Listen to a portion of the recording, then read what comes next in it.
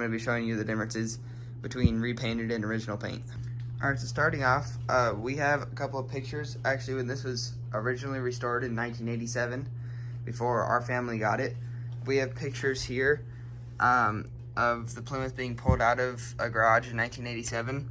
And that paint's pretty good, so they probably just did paint correction and not a paint, full paint job, because this car in the 80s or 70s, it wouldn't have been, maybe a $5,000 car, but the way the paint is on this now, it would have been an $8,000 or $10,000 paint job even back in the 80s, and you wouldn't spend double the amount of money on a paint job than the car's even worth.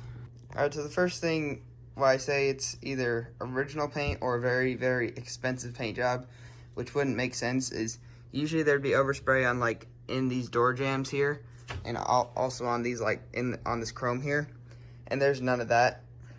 And then this black rubber strip here, every 50 Plymouth that I've seen repainted has this painted over, and on ours it's not painted over. And it's very hard to mask off, and you'd probably have tape marks and some different things all along that.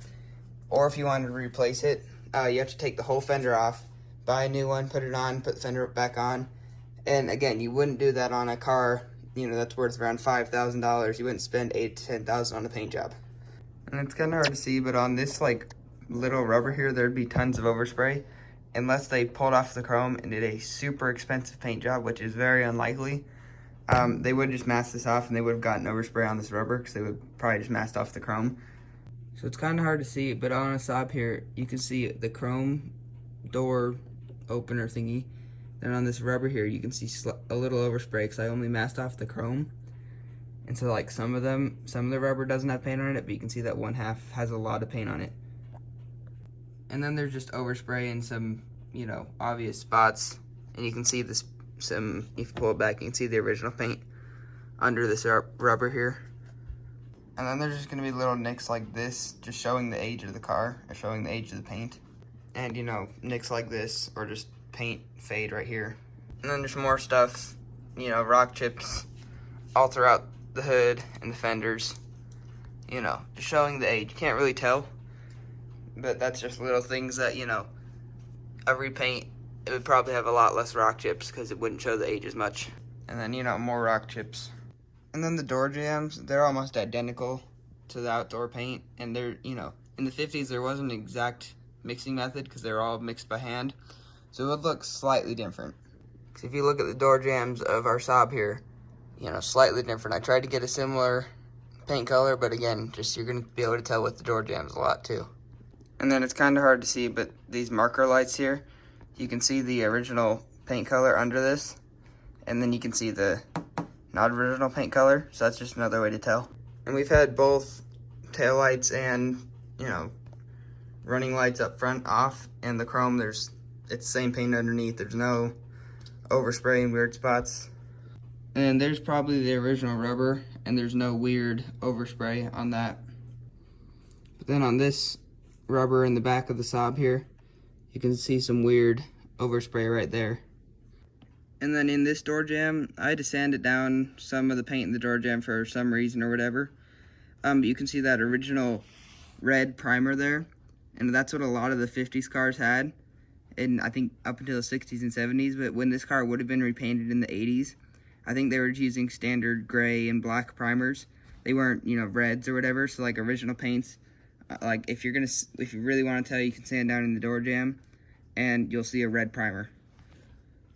And I've had to repaint a section of the hood. I just got a similar matching paint. It was Salvadorian blue, which is what this is, but this didn't quite match it, because again, in the 50s they weren't exact mixes. But when I had to chip some of this edge off, so this was actually adhere, and it wouldn't, because it was resting under the edge or whatever. And it was really thick paint, and that's lacquered paint. And I don't think in '87, when this would have gotten repainted, they wouldn't have been using lacquered paint anymore. And then there are just some areas that are factory overspray that are common areas for overspray, so in these weird vents here. That's about the only overspray on this car. And then here's some overspray on that rubber. And some overspray on the windshield rubber. And again, more overspray on some rubber. Then some overspray on this like bumper holder on our thing. And some more overspray on the rubber. And some overspray on this gas lid. You know, I masked it off, but somehow some got on there. I need to take some paint thinner to that, but you know, that's pretty obvious. And these air vents that you couldn't really mask off, there's some overspray in there. Then on this end of this window here, then on the chrome, there's a little bit. And then some overspray down on the exhaust pipes and just down, you know, underneath, there's a lot of overspray. Versus down here, there's, you know, zero blue overspray at all. And then there's some weird things that, spaces that didn't get painted because I had the headlights popped up when I painted. So that's just something weird that, you know, on both headlights that you typically wouldn't see from factory.